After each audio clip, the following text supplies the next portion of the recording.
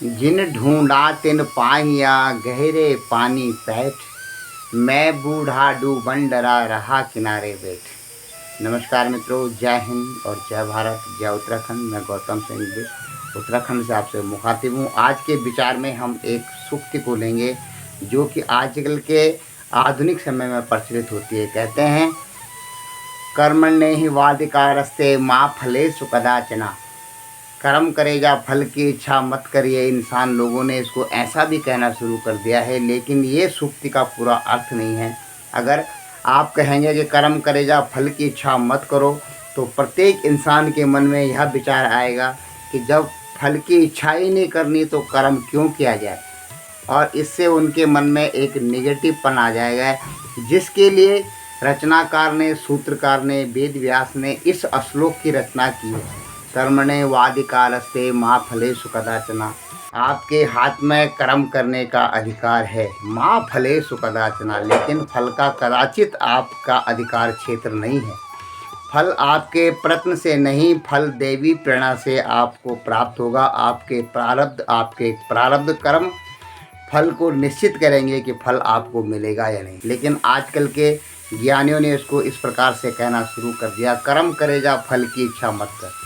कर्म करेगा, फल की इच्छा मत कर, ये व्यास जी का कहना कदाचित नहीं था। कहते हैं, कर्मण्येवाधिकारस्ते मा फलेषु कदाचन। और आगे की सूक्ति को आप भूल जाते हैं। माँ कर्म फल हेतु भूर्मा ते संगस्तु कर्म। माँ कर्म फल का हेतु मत बनो। तुम कर्म फल का कर्तापन को अपने अंदर मत आने दो कि मैं इस कार्य को मैं कर रहा हूँ। माँ कर्म फल हेतु भूर्मा ते संगस्तु अकर्मण्य।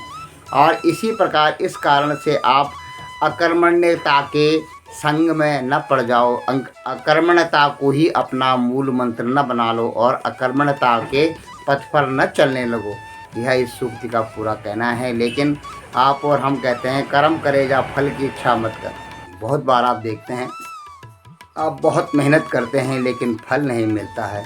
आप किसी रिश्ते को नहीं बनाना चाहते हैं लेकिन फिर भी वो आपके रिश्ते बन जाते हैं। लेकिन किसी रिश्ते को आप बनाने के लिए बहुत ही कोशिश करते हैं, फिर भी वह रिश्ता नहीं बनता। और आप इसका उदाहरण अगर आप त्रेता युग से भी लें, द्वापर युग से भी लें। त्रेता युग में आप देखें, रावण बलशाली, ज्ञानी, महाबलशाली, प्रकांड विद्वान रावण के पास मेघनाथ जैसे, इंद्रजीत जैसे पुत्र थे, कुंभकर्ण जैसे भाई थे, और उसके साथ अक्षय कुमार जैसे उसके पुत्र थे, जो कि देवताओं को भी किसी गिनती में नहीं गिनते थे। लेकिन फिर भी क्या उनका मनोरथ पूर्ण हो? उनका मनोरथ फिर भी पूर्ण नहीं हुआ। फिर भी इस प्रकार से जैसे कोई दूसरे से परद्रोह करता है, उसकी मनसा कभी सफल नहीं होती, इसी प्रकार से मनोरथ रावण का भी सफल नहीं हो पाया। और दूसरी तरफ अगर आप द्वापर में चलेंगे और कंस को लेंगे, तो कंस को आप जानते हैं कि दो ग्वालों को मारने के लिए, राम और बलराम को मारने के लिए, कुलियापीड़ हाथी को, महावत को कहा कि तुम दरवाजे पे बैठे रहना। जिस प्रकार दोनों बच्चे आते हैं, आप हाथी को मदिरा पिला के मदमस्त कर देना और हाथी की सूंड के द्वारा उनको मरवा देना। क्या हुआ? सफल हुआ। उसके बाद उसने सोचा कि अगर वे बच जाते हैं तो चांडूर और मुष्टिक, सल तोसल, अपने चारों पहलवान जो कि वज्र के समान देह वाले थे, उन बच्चों को मल्लयुद्ध के लिए आमंत्रण करेंगे और अपने वज्र जैसे शरीर से उनको कुचल के रख देंगे। तो क्या कंस का मनोरथ पूर्ण हो पाया था? आप जानते हैं कि मनोरथ सफल नहीं होता है, चाहे आप कितना ऊंचा प्रयत्न कर लें, वह देवी प्रेरणा से ही सफल होता है। आपके कर्मों पर निर्भर होता है कि प्रयत्न सफल होगा या सफल। इसलिए इसका कभी भी आप उल्टा मत अर्थ निकालिए। कर्मण्येवाधिकारस्ते मा फलेषु कदाचन। इसका अर्थ ये नहीं कि कर्म कर जाओ, फल की इच्छा मत करो।